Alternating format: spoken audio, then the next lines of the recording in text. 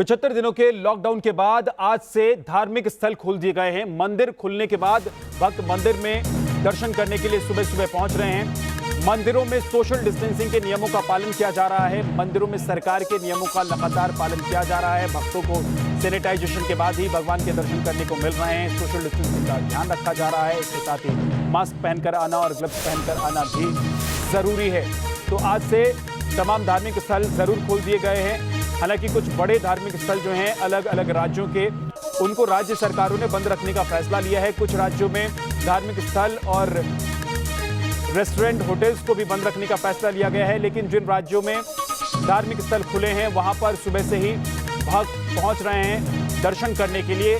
लेकिन तमाम एहतियातों का ख्याल रखा जा रहा है, तमाम नियमों का पालन किया जा रहा है। सोशल डिस्टेंसिंग और सैनिटाइजेशन के बाद ही भक्त प्रभु के दर्शन कर पा रहे हैं। हम आपको तस्वीर भी दिखा रहे हैं लगातार देश के अलग अलग हिस्सों से, बेंगलुरु, दिल्ली और देश के कई हिस्सों से तस्वीरें जो सामने आ रही हैं। उत्तर प्रदेश गाजियाबाद, जहां पर भक्त पहुंच रहे हैं मंदिर में और दर्शन कर रहे हैं। गुरुद्वारे खोल दिए गए हैं, मस्जिद खुले हैं। आज मस्जिद में भी सुबह सुबह नमाज अदा करने के लिए लोग पहुंचे। सोशल डिस्टेंसिंग का ध्यान रखा गया। तो आज से अनलॉक 1 की शुरुआत हुई है। इस चरण में काफी कुछ छूट दी गई है, यानी कि कई ऐसी जगहें, कई ऐसी चीजों को खोलने की इजाजत दी गई है जो 75 दिन से बंद थे, जैसे कि धार्मिक स्थल, रेस्टोरेंट्स, होटल्स, इनको खोलने की इजाजत दी गई है। लेकिन तमाम नियम और शर्तों के साथ इन जगहों पर आप पहुंच पाएंगे। और अगर आप धार्मिक स्थल पर पहुंच रहे हैं तो सोशल डिस्टेंसिंग का आपको ख्याल रखना है। मंदिर की तस्वीर हम आपको दिखा रहे हैं, क्योंकि आज सुबह से ही दिल्ली से लेकर गाजियाबाद तक अलग अलग मंदिर में श्रद्धालु भक्त पहुंच रहे हैं दर्शन करने के लिए। और नियम कायदों का ध्यान रखते हुए भक्तों को दर्शन कराया जा रहा है। सोशल डिस्टेंसिंग का ख्याल रखा जा रहा है। दूरी पर लाइन में लोग खड़े हुए आपको नजर आ रहे हैं। और अंदर जाने की इजाजत तभी दूसरे व्यक्ति को मिलती है जब एक व्यक्ति दर्शन करके निकल जाता है। आपको दो और तस्वीरें हम दिखाते हैं। उज्जैन की तस्वीरें आपको दिखाते हैं कि यहां पर किस तरीके से धार्मिक स्थल खुलने के बाद भक्तों के लिए इंतजाम किया गया है। और बेंगलुरु की भी तस्वीर देखिए। यहां पर डोडा गणेश मंदिर को खोला गया तो सुबह सुबह भक्त पहुंच गए दर्शन करने के लिए। पूजा अर्चना के बाद भक्तों को दर्शन की इजाजत दी गई। और उज्जैन के महाकालेश्वर मंदिर की तस्वीर आप देख रहे हैं। महाकाल की पूजा की जा रही है और भक्तों को भी महाकाल के दर्शन होंगे। 75 दिन के बाद धार्मिक स्थलों को खोला गया है।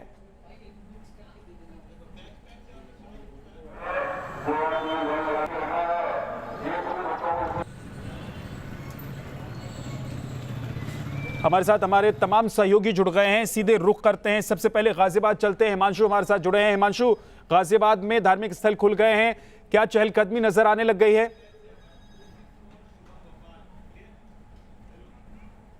70 दिनों बाद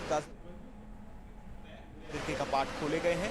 मंदिर की अपनी ही एक अलग मान्यता है। ये कहा जाता है कि रावण के पिता विश्वेश्वरैया यहाँ पर खुद जलाभिषेक करने के लिए आते थे। और तस्वीरें सीधा मैं आपको दिखा दूं, सुबह से ही मंदिर के बाहर लंबी कतार लगी हुई है और 5-5 श्रद्धालुओं को बारी बारी से मंदिर के मुख्य गेट से अंदर भेजा जा रहा है। उसके बाद जो गर्भगृह है वहाँ श्रद्धालु जाते हैं, जहां पर स्वयंभू सिंगलिंग बाबा दुधेश्वर के दर्शन करते हैं और जलाभिषेक करने के बाद दूसरे कपाट से उनको बाहर की तरफ भेज दिया जाता है। आप देख सकते हैं श्रद्धालुओं की कतार यहां पर लगी हुई है, लेकिन सोशल डिस्टेंसिंग का जो SOP है, जो गाइडलाइंस है, उनका पूरी तरह से पालन यहां पर किया जा रहा है। श्रद्धालुओं से भी बात करते हैं और जानते हैं कितने दिनों बाद यहाँ पर आए हैं और कैसा लग रहा है। अब बाबा के दर्शन होंगे। क्या नाम है आपका? मेरा नाम भारती है। कब से कितने दिनों बाद आज मंदिर कपाट खुले हैं और कैसा लग रहा है आज आप दर्शन करने आए हैं? 2 महीने बाद दर्शन करने जा रही हूँ और मुझे बहुत अच्छा लग रहा है। मुझे ऐसा लग रहा है कि मैं बस भोले बाबा को बस देखती रहूँ। लग रहा है कि इस कोरोना काल से भारत को निजात मिल जाएगी, सभी लोग सुखी हो जाएंगे।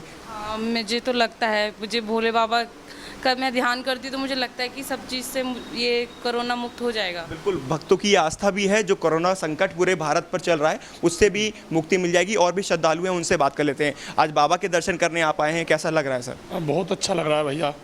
करीब लगभग 70-75 दिन बाद आए हैं, तो ऐसा लग रहा है कितने दिन बाद हो गए, कई साल हो गए भोले के दर्शन करे। बिल्कुल, भक्त अपने जो इष्ट हैं उनसे काफ़ी दिन दूर रहे हैं इस बार। हाँ भैया, बहुत दिन दूर रहे। हम तो भक्तों को अच्छा लग रहा है। मैं आपको बाबा के दर्शन भी करा देता हूँ, लाइव दर्शन। दुधेश्वरनाथ बाबा के गर्भगृह की तस्वीरें आप देख सकते हैं। बाबा दुधेश्वर को एक लकड़ी के बॉक्स से चारों तरफ से कवर किया गया है ताकि कोई भी श्रद्धालु उनको स्पर्श ना कर सके। इस बात का खासा ध्यान रखा गया है और मंदिर की मूर्तियों को भी स्पर्श ना करने के दिशा निर्देश दिए गए हैं। आप सीधे दर्शन कर सकते हैं बाबा दुधेश्वर के। आप देखिए, दुधेश्वरनाथ बाबा को यहाँ पर अभिषेक यहाँ पर किया जा रहा है। हालांकि श्रद्धालुओं से ये अपील की जा रही है, जो कलश ऊपर लगाया गया है उसी में ही अपना जल अर्पित करें और बाबा सभी की मनोकामना पूरी करें। इसी आस्था के साथ श्रद्धालु 5:30 बजे से ही मंदिर पहुंच रहे हैं। खासतौर पर लंबी कतार आज गाजियाबाद के दुधेश्वरनाथ मठ मंदिर में देखी गई है और सभी श्रद्धालुओं से इस बात की अपील भी की जा रही है, जो नियम के कानून है, आप मास्क लगाकर आए। सैनिटाइजर टनल भी मंदिर के अंदर लगाया गया है, सभी से होकर गुजारा जाए। जी विद्या जी, बहुत बहुत शुक्रिया। बने रहिए हमारे साथ। रजनीश हमारे साथ जुड़ गए हैं पटना से। रजनीश, वहां की तस्वीर भी दिखाइए। क्या वहां के मंदिरों में भी इसी तरीके से लोग पहुंच रहे हैं, भक्त पहुंच रहे हैं दर्शन करने के लिए?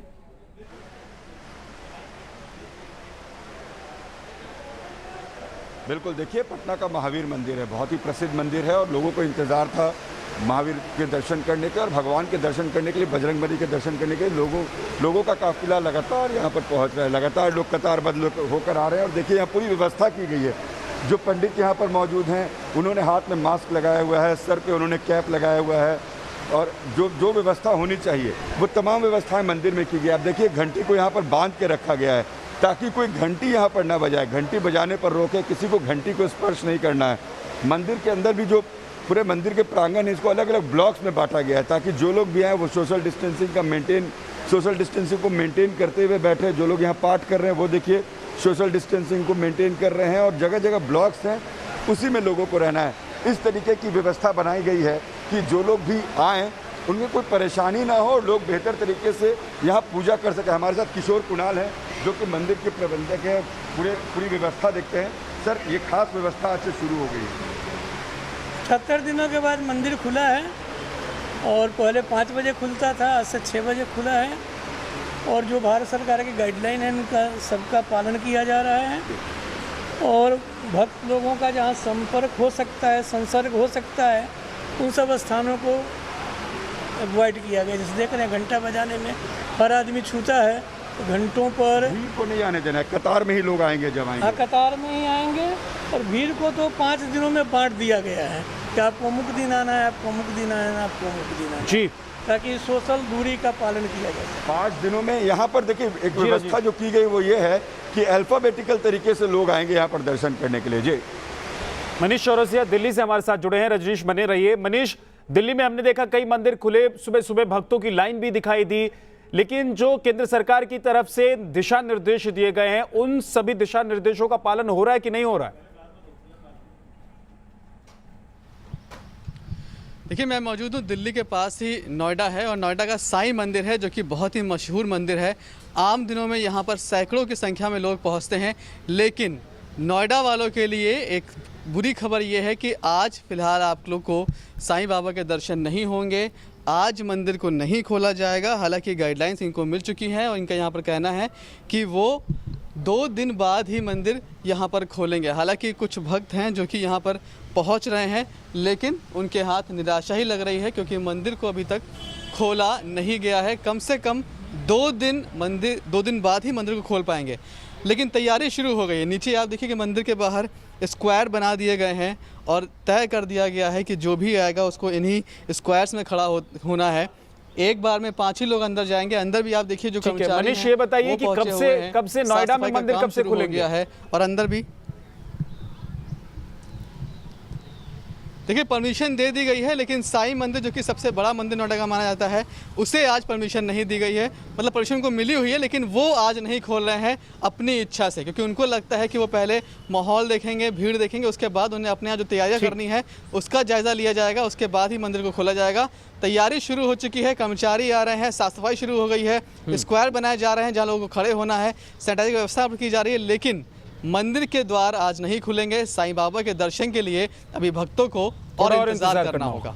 ठीक है, निखिल हमारे साथ लखनऊ से हैं। लखनऊ की भी तस्वीर दिखाइए निखिल, और वहां पर क्या व्यवस्था है वो भी बताइए। बिल्कुल, मैं इस वक्त मनकामेश्वर मंदिर पे मौजूद हूँ और तमाम भक्त जो है वो अपनी बारी का इंतज़ार कर रहे हैं। दर्शन करने के लिए मंदिर को खोल दिया गया है। सुबह से ये मंदिर खुला हुआ है और जगह जगह ब्लॉक्स बनाए गए हैं कि कोई भी व्यक्ति अधिक संख्या में मंदिर परिसर में न पहुँचे। इसके साथ ही तस्वीरों में हम आपको दिखाएंगे सभी आने वाले व्यक्ति का थर्मल स्कैनिंग किया जा रहा है और उसके बाद उसे सैनिटाइज़र दिया जा रहा है।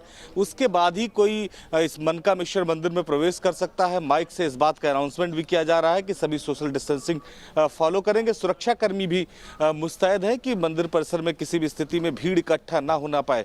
इस जिम्मेदारी के तहत तमाम सुरक्षा कर्मी मुस्तैद हैं। सुबह से ही भक्त यहाँ इकट्ठा हुए थे और धीरे धीरे जब मंदिर खुला तो लोग अंदर दर्शन करने के लिए जाने लगे। तमाम जो सुरक्षा कर्मी हैं वो भक्तों को ये भी समझा रहे हैं कि 5 से ज़्यादा लोग मंदिर में इकट्ठा नहीं होंगे, यानी जैसे जैसे लोग दर्शन करके बाहर निकलेंगे वैसे ही बाहर से लोग अंदर की तरफ जाएंगे। तो तमाम व्यवस्थाएं की गई हैं। इसके साथ ही इस मनकामेश्वर मंदिर में किसी भी तरफ के प्रसाद को लाने की अनुमति नहीं है। उसके साथ ही जो जलाभिषेक किया जाता है, खास करके चूंकि भोलेनाथ का मंदिर है, मनकामेश्वर मंदिर है, तो उसकी व्यवस्था की गई है। लेकिन तमाम जो सरकार की गाइडलाइन है उसको फॉलो किया जा रहा है। लगातार माइक से इस बात का अनाउंस किया जा रहा है कि मंदिर में आने वाले भक्त किसी भी स्थिति में बिना मास्क के प्रवेश न करें। सुरक्षाकर्मी जो हैं ये भी इस बात की निगरानी कर रहे हैं कि बिना मास्क के कोई भी अंदर न जाए। जो भी जाने का प्रयास कर रहा है उसे रोका जा रहा है। तो लखनऊ के जो मंदिर हैं वो खोल दिए गए हैं, मस्जिदों में भी नमाज पढ़ी गई है।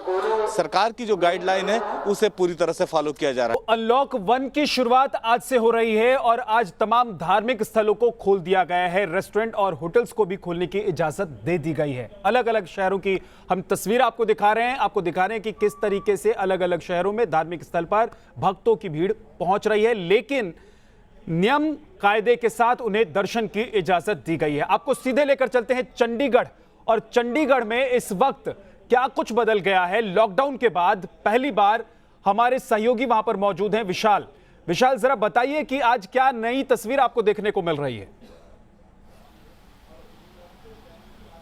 जी बिल्कुल, जिस तरह से जो नई गाइडलाइन आई है और जो धार्मिक स्थल हैं उनको खोलने की बात की गई है। अगर पंजाब, चंडीगढ़ और हरियाणा की बात करें तो यहाँ पर जो है धार्मिक स्थलों को खोल दिया गया है। हालांकि हिमाचल प्रदेश में अभी तक फिलहाल धार्मिक स्थलों को नहीं खोला गया है। और अभी हम चंडीगढ़ में एक मंदिर में, आप मेरे पीछे यहाँ पर देख सकते हैं। हालांकि जो भक्त हैं वो बहुत कम जो है वो मंदिर में आ रहे हैं, क्योंकि जिस तरह से महामारी चली हुई है तो कहीं ना कहीं भक्तों की जो कमी है वो महसूस यहाँ पर की जा रही है। इक्का दुक्का लोग ही जो है यहाँ पर आ रहे हैं। लेकिन सबसे बड़ी बात यह है कि जो गाइडलाइन केंद्र सरकार और राज्य सरकारों द्वारा दी गई है उसका पालन यहाँ पर बखूबी किया जा रहा है। आप देख सकते हैं कि यहाँ पर तमाम, चाहे शिवालय है, चाहे साईं मंदिर है, चाहे हनुमान मंदिर है, तमाम मंदिरों के बाहर जो घंटी लगी थी उनको बिल्कुल हटा दिया गया है। साथ में जो आप जब मंदिर में आप प्रवेश करेंगे तो वहाँ पर आपका थर्मल स्कैनिंग की जाएगी, आपको हैंड सैनिटाइज किए जाएंगे। उसके बाद जो है वो जूते भी आपके बाहर उतारे जाएंगे और उसी के बाद मंदिर में जो है प्रवेश किया जाएगा। तो तमाम जो गाइडलाइन है उसको यहाँ पर अपनाया जा रहा है। साथ साथ जो मंदिर के लोग हैं या जो यहाँ पर भक्त आए हैं उनसे भी बात करेंगे